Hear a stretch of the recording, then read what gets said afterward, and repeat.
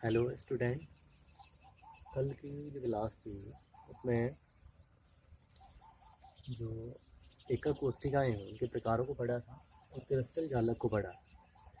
अब एकक कोष्ठिकाओं यानी कि जो क्रिस्टल है वो क्रिस्टल मुख्य रूप से 7 प्रकार से हो सकते हैं, क्योंकि जरूरी नहीं है कि वो घन के आकार के अंदर ही हो। क्रिस्टल अलग प्रकार के हो सकते हैं, तो 7 प्रकार के क्रिस्टल हो सकते हैं जिन्हें 7 क्रिस्टल सिस्टम कहते हैं। अब इन 7 प्रकार के क्रिस्टलों के अंदर भी अलग अलग प्रकार की विविधताएं, मतलब अलग अलग प्रकार की एकक कोष्ठिकाएं इनमें पाई जा सकती हैं। तो जैसे यदि क्रिस्टल है घनीय, क्योंकि उसके अंदर जब वो घनीय है तो अब इसके अंदर क्रिस्टल घनीय विषम लंबांक से किस आधार पर डिवाइड किए हैं, ये अक्षीय दूरियां और अक्षीय कोण के आधार पर बताए गए। इनकी 7 प्रकार के क्रिस्टल है वो दूरियां और कोण के आधार पर, क्योंकि अलग अलग दूरियां होंगी और अलग अलग कोण होंगे। जो कॉर्नर है उसके ऊपर 3 प्रकार की दूरियां होती है, बताए थे 2 तरह के पैरामीटर होते हैं यूनिट सेल के, तो अक्षीय लंबाई और एक अक्षीय कोण। तो ए बी सी अक्षीय लंबाई और अल्फा बीटा गामा अक्षीय कोण। जब क्रिस्टल घनीय आकार का है, तो घनीय आकार का क्रिस्टल है तो उसके अंदर यूनिट सेल जो होगी वो एससीसी सिंपल होगी, या बॉडी सेंटर्ड बीसीसी होगी, या एफसीसी। उस समय उसकी अक्षीय दूरी यानी कि तीनों घन के अंदर तीनों जो लंबाई है ए बी और सी वो बराबर हो, और जो कोण होंगे अल्फा बीटा गामा वो भी बराबर होंगे और 90 डिग्री होंगे, जैसे NaCl में KCl में इनके अंदर होगा।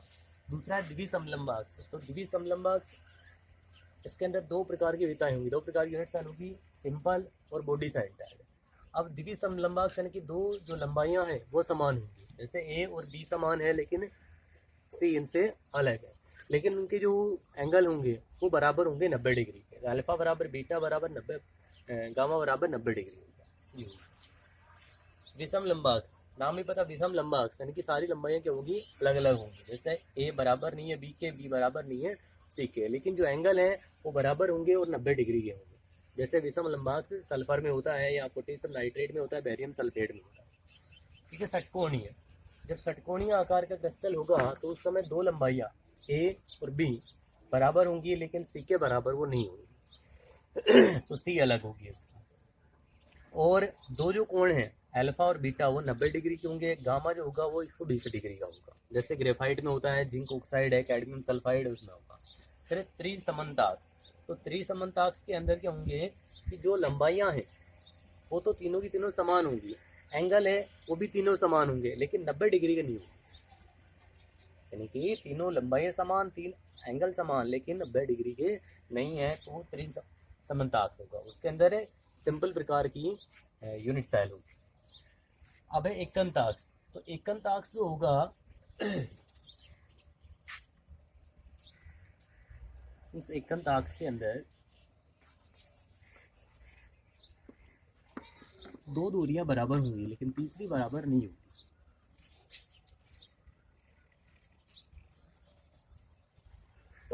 जो कोण होंगे अल्फा और गामा वो 90 डिग्री होगा, बीटा 90 डिग्री का नहीं होगा। 2 प्रकार की यूनिट सेल होगी, एससीसी और अंतः केंद्रित। त्रिताक्ष के अंदर तीनों के तीनों लंबाइयां अलग अलग, तीनों के तीनों कोण भी अलग अलग होंगे। जैसे ए बराबर नहीं है बी बराबर नहीं है सी, और अल्फा बराबर नहीं है बीटा बराबर नहीं है गामा बराबर नहीं है 90 डिग्री। यानी कि ना तो दूरियां बराबर होंगी ना ही एंगल बराबर होंगे, कोण भी सभी के सभी अलग अलग ही होंगे और 90 डिग्री के भी नहीं होंगे। इसके अंदर एकंताक्ष के अंदर अल्फा और गामा जो है वो तो 90 डिग्री होंगे, लेकिन बीटा 90 डिग्री का नहीं। और दूरियां तीनों की तीनों अलग अलग होंगी, ए बराबर नहीं होगी, बी बराबर नहीं होगी सी की। तो इस प्रकार से 7 प्रकार की क्रिस्टल हो सकते हैं, घनीय, द्विसमलंबाक्ष, विषमलंबाक्ष, षटकोणीय, त्रिसमन्ताक्ष, एकंताक्ष और त्रिताक्ष। अब इनसे जब घनीय है तो एससीसी प्रकार से एक क्रिस्टल बनेगा, बीसीसी प्रकार से दूसरा क्रिस्टल बनेगा, और एफसीसी प्रकार से तीसरा क्रिस्टल बनेगा। घनीय ही 3 प्रकार के क्रिस्टल बना सकते हैं। तो 3, 2 यहाँ 5, 4 इससे बनेंगे, एक इससे, एक इससे, 2 इससे, एक इससे। तो यानी कि यहाँ टोटल 14 प्रकार के जालक बन सकते हैं। 3, 2, 5, 4, 9, 10, 11, 12, 13 और 14। यानी कि 7 प्रकार के क्रिस्टल से 14 जालक बन सकते हैं। अब ये जो 14 जालक बनते हैं, इन जालकों को कहते हैं ब्रेवे जालक।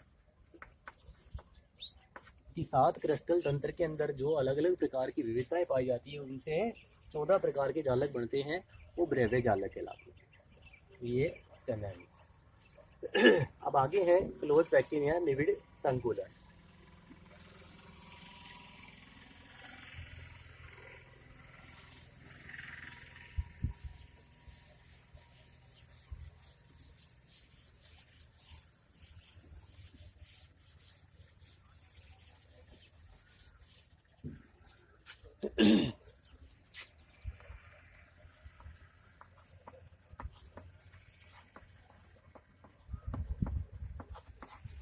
निविड़ संकुलित संरचना।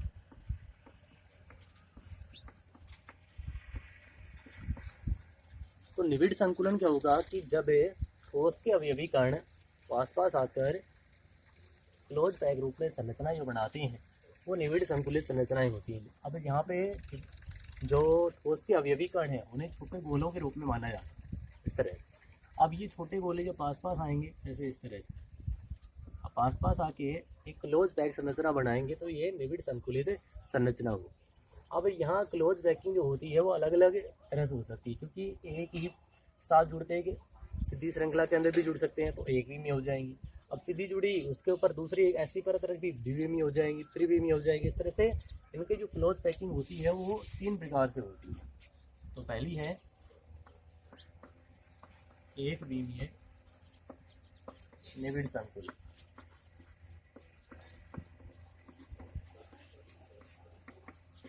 एक विमीय निविड़ संकुलन कि जब ठोस के अवयवी कण आपस में पास पास आकर एक ही विमा के अंदर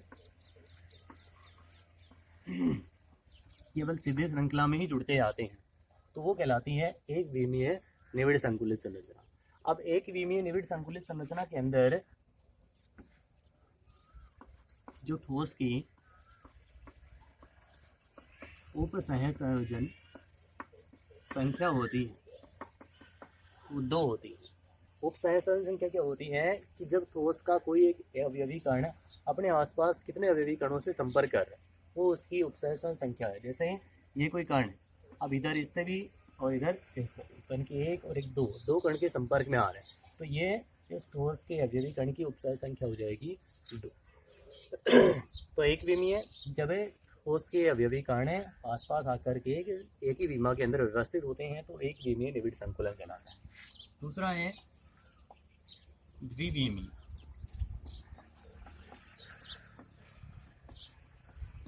द्विविमीय निविड़ संकुलन।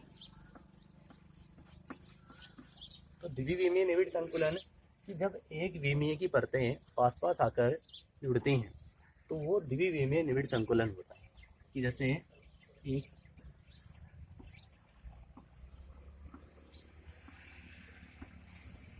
ये एक विमीय परत है और ऐसी एक विमीय परत इसके पास आ जाए, नीचे आ जाए, ऊपर आ जाए, इसके पास आ जाए तो वो द्विविमीय बनेगी। अब जब इसके संपर्क में दूसरी एक विमीय परत आएगी तो उसके गोले या तो इसके सीध में आए या फिर इनके जो रिक्त स्थान है, जो खांचे हैं, इनके अंदर। तो इस प्रकार से द्विविमीय 2 प्रकार से हो सकता है। तो पहला हो सकता है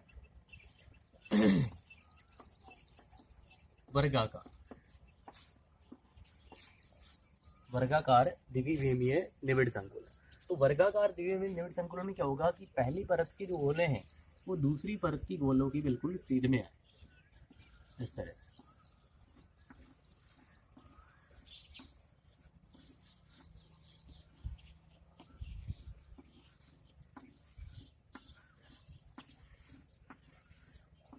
इस तरह से कि जब एक विमीय परत के पहली परत के दूसरे गोले, दूसरे के तीसरे, इस तरह से गोले जब सब सारे के सारे दोनों विमाओं में इधर भी और इधर भी एक ही सीध के अंदर आते हैं तो वो वर्गाकार द्विविमीय निविड़ संकुलन होता है।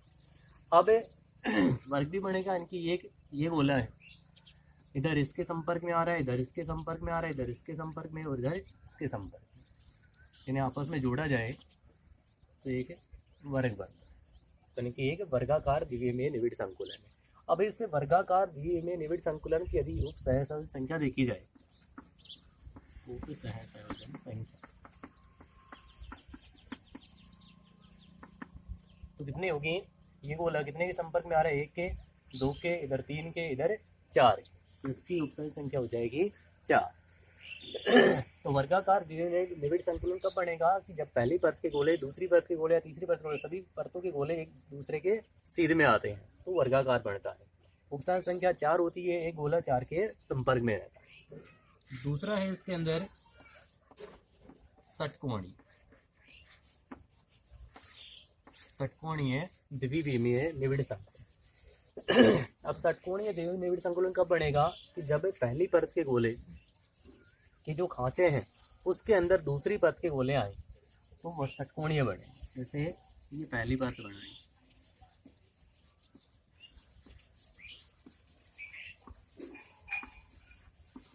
ये होगी, और इसके जो खांचे हैं ये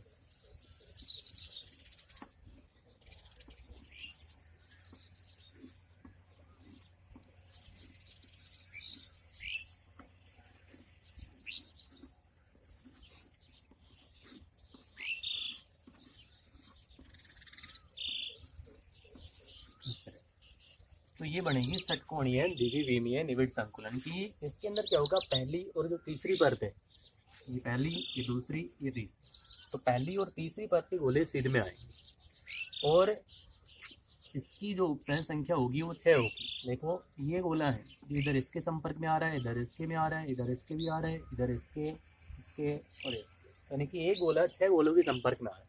यदि इन्हें आपस में जोड़ा जाए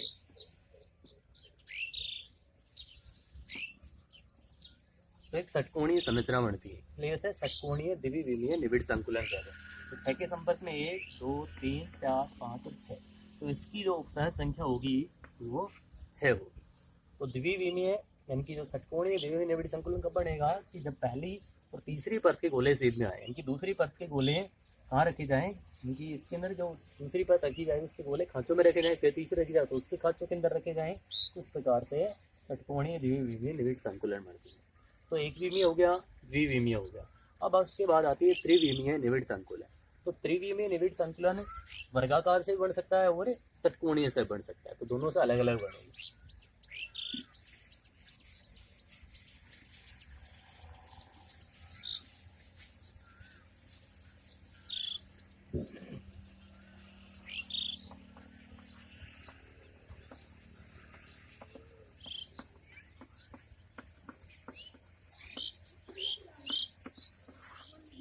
त्रिविमीय निविड़ संकुलन।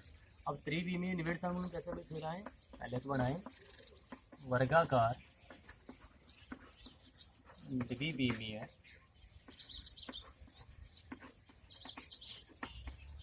निविड़ संकुलन से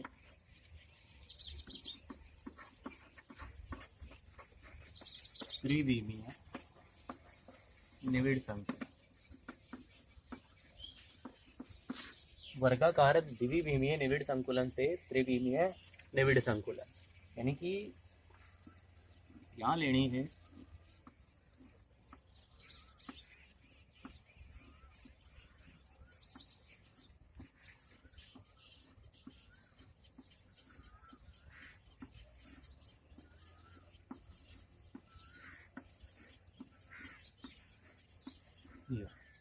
यहाँ लेना वर्गाकार द्विविमीय निविड़ संकुलन। अब इसके ऊपर ऐसे ही और परतें रखते जाएं, तो और परतें रखी जाएं तो त्रिविमीय निविड़ संकुलित संरचना बनेगी। अब इसके अंदर क्या होगा कि तीनों विमाओं के अंदर जो गोलों की सीध होगी वो सीध सभी के सभी गोले एक ही सीध के अंदर आएंगे। इनके यहाँ घनीय संरचना बनेगी और सभी गोले एक ही सीध के अंदर आते हैं।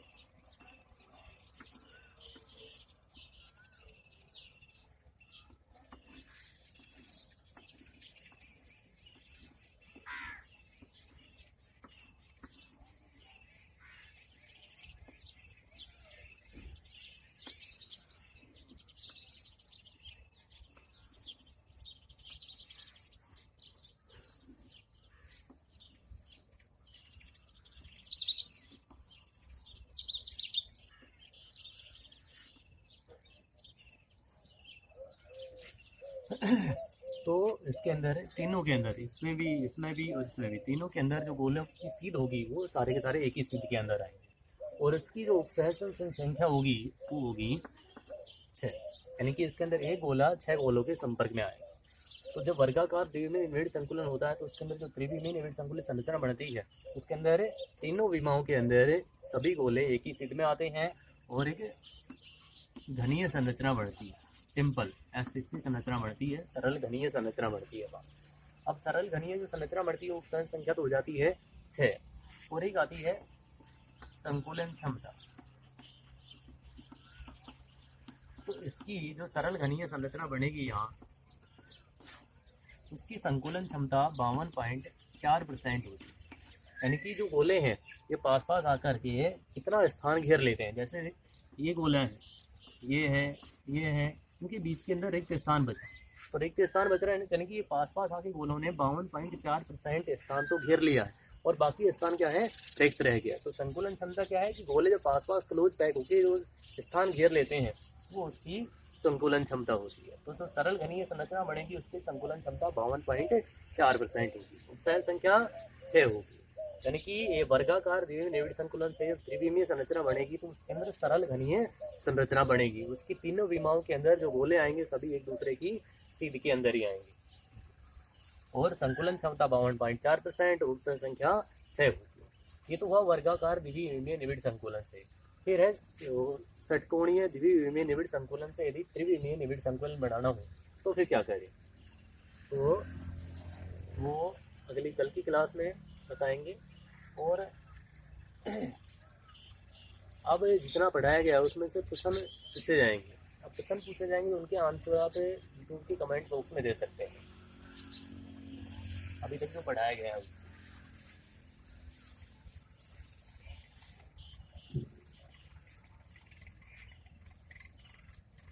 और प्रश्न जो है वो